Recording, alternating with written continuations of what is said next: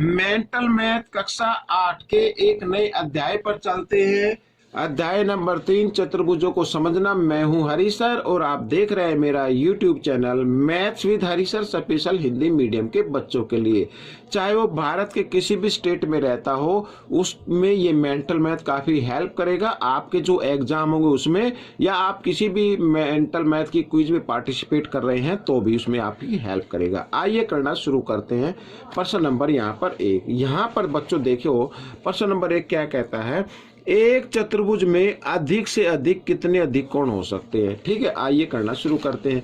तो यहाँ पर मैंने प्रश्न लिख के रखा नहीं है, तो मैं आपको बताता हूँ इस तरीके से। देखो चतुर्भुज हो गया, कोई भी चतुर्भुज हो गया इस तरीके से, तो उसमें पूछा है कि कितने अधिक कोण हो सकते हैं। अब चतुर्भुज अधिक कोण का मतलब होता है 90 डिग्री से ज्यादा।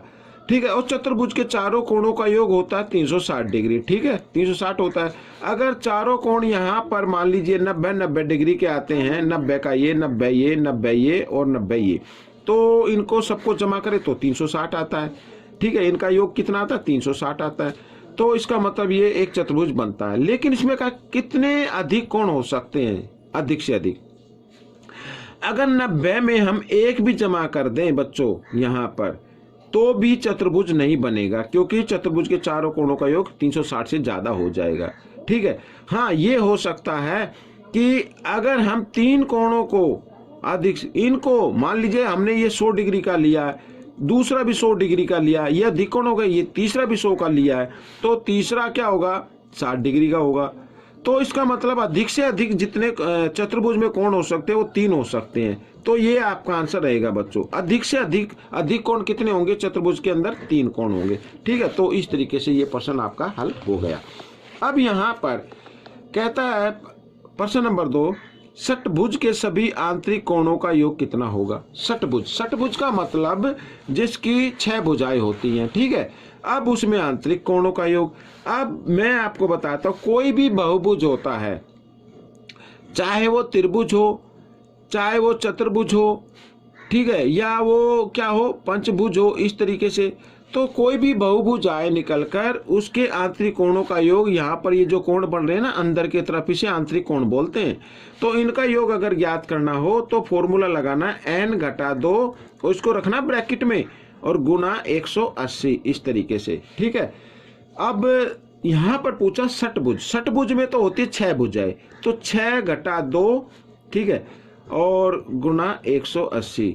अब 6 में से 2 घटा दो, 4 गुना 180, 18 चौक 72, और यहाँ पर 0 0, तो 720 होगा बच्चों षटभुज के सभी आंतरिक कोणों का योग। यहाँ पर मैं लिख देता हूं, ठीक है ना, षटभुज के सभी आंतरिक कोणों का योग बराबर 720 डिग्री। ठीक है, ये फॉर्मूला आपको याद होना चाहिए। आप किसी भी बहुभुज के आंतरिक कोण निकाल सकते हैं इस फॉर्मूले से, चाहे वो त्रिभुज हो, चतुर्भुज हो, पंचभुज हो, षटभुज हो, सप्तभुज हो, अष्टभुज हो, ऐसे कोई भी हो तो आप निकाल सकते हैं। आइए करते हैं प्रश्न नंबर यहाँ पर 3। ठीक है, प्रश्न नंबर 3 क्या कहता है, देखो n भुजाओं वाले बहुभुज के शीर्षों को मिलाने पर हम कितने गैर अतिव्यापी त्रिभुज बना सकते हैं। अब गैर अतिव्यापी का मतलब होता है कि वो त्रिभुज जिनके क्षेत्रफल आपस में बराबर नहीं होते। ठीक है, उन्हें बोलते हैं। अब यहाँ पर पूछा बहुभुज, तो बहुभुज में देखो यहाँ पर मान लीजिए जैसे हम लेते हैं चतुर्भुज ले लेते हैं एक। ठीक है, ये चतुर्भुज मैंने ले लिया इस तरीके से, ये एक भुजा ये हो गई, तो इस शीर्ष से हमने इस शीर्ष को मिला दिया, तो कितने बन गए, चतुर्भुज में होती है 4 भुजाएं, और इसके शीर्ष को मिलाने से त्रिभुज बन गए 2। ठीक है, अब हम ले लेते हैं पंचभुज ले लेते हैं यहाँ पर ये इस तरीके से, तो पंचभुज में कितनी भुजाएं होती है, 5, और इसके शीर्ष को मिलाते हैं, देखो 1 और ये 2, तो कितने त्रिभुज हो गए, 1 2 3, तो त्रिभुज कितने बन रहे हैं, 3। अब यहाँ पर षटभुज ले लो इस तरीके से, ये देखो, तो इसके भी शीर्ष को मिला देते हैं, 1 ये हो गया, ये हो गया, 1 2 3 4, तो षटभुज में होती है भुजाएं कितनी, 6, और त्रिभुज कितने निकल कर आ रहे हैं, 4। अब यहाँ पर एक चीज गौर कीजिए, 4 भुजाएं हैं तो 2, 5 है तो 3, 6 है तो 4। तो इसका मतलब इनमें से 2 2 घटा हुआ है। ठीक है, अब एक चीज आपको याद रखनी है, किसी भी बहुभुज के शीर्ष को मिलाएं, ठीक है ना, तो और जो अगर हमें निकालना गैर अतिव्यापी त्रिभुज, तो आपको करना है बहुभुज के भुजाओं की संख्या और घटा 2, इस तरीके से। तो ये अगर फॉर्मूला अप्लाई करेंगे तो त्रिभुजों की संख्या निकल कर आ जाएगी। और इस प्रश्न में यही कहा है कि n भुजाओं वाले बहुभुज, अब n भुजा है तो n, ठीक है, इसमें से 2 घटा दे तो इतने त्रिभुज बनेंगे, यही आपका उत्तर रहेगा। ठीक है, आइए प्रश्न नंबर 4 कर लेते हैं। यदि किसी समांतर चतुर्भुज के 2 संगत कोण, यहाँ पर संगत लिखा है बच्चों, ये मिसप्रिंट है, इसको संलग्न कर लेना, क्रम से 5x घटा 5 डिग्री और 10x जमा 35 डिग्री हो तो इन कोणों का अनुपात ज्ञात करना है। ठीक है, आइए, तो आपको समांतर चतुर्भुज की प्रॉपर्टी याद होनी चाहिए। प्रॉपर्टी क्या कहती है, समांतर चतुर्भुज में 2 संलग्न कोणों का योग 180 डिग्री होता है। ठीक है, संलग्न का मतलब यहाँ पर मैं आपको बताता हूँ, ये इसमें देखो, ये हो गया एक, मान लीजिए समांतर चतुर्भुज हो गया ये इस तरीके से, तो ये कोण और ये कोण, इसे बोलते हैं संलग्न कोण, जिसकी एक भुजा उभयनिष्ठ होती है। तो इन कोणों का योग कितना होता है, 180 डिग्री होता है। आइए, तो हमारे पास है यहाँ पर पहला कोण है 5x घटा 5 डिग्री जमा दूसरा कोण है 10x जमा 35 डिग्री और इनका योग होगा 180 डिग्री। ठीक है, तो इनको जमा कर लेते हैं, x को जमा कर लो, 10x और 5x 15x, और ये जमा ये घटा, जमा घटा घटा, बड़े नंबर के सामने जमा का निशान से जमा का आ जाएगा, 35 में से 5 घटा दो, 30 बराबर 180। ठीक है, अब 15x बराबर 180, 30 इधर जमा का इधर आकर ये घटा का हो गया, तो घटाने पर आ गया 150। ठीक है, x का मान निकालना है तो इधर कर लो, तो x बराबर 150 और 15 इधर क्यों कि भाग गुना में था, इधर आकर वो भाग में आ गया, तो यहाँ पर हमने इसको भाग कर दिया तो आ गया 10। तो पहला कोण हमें निकालना है, फर्स्ट कोण।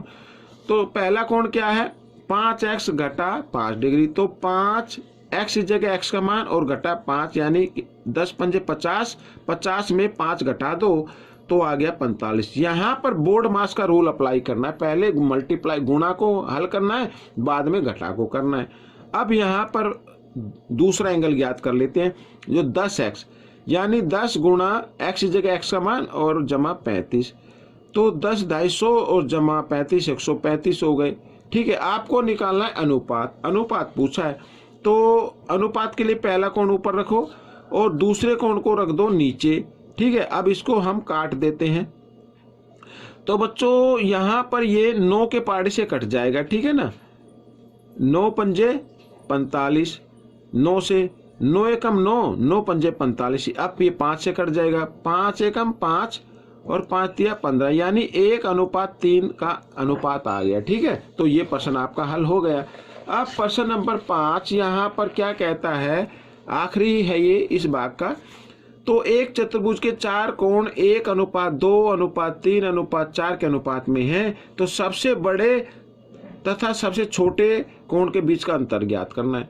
अब यह अनुपात दिया हुआ, या देख लो इसको। ठीक है, आइए करना शुरू करते, छोटे तरीके से करते हैं।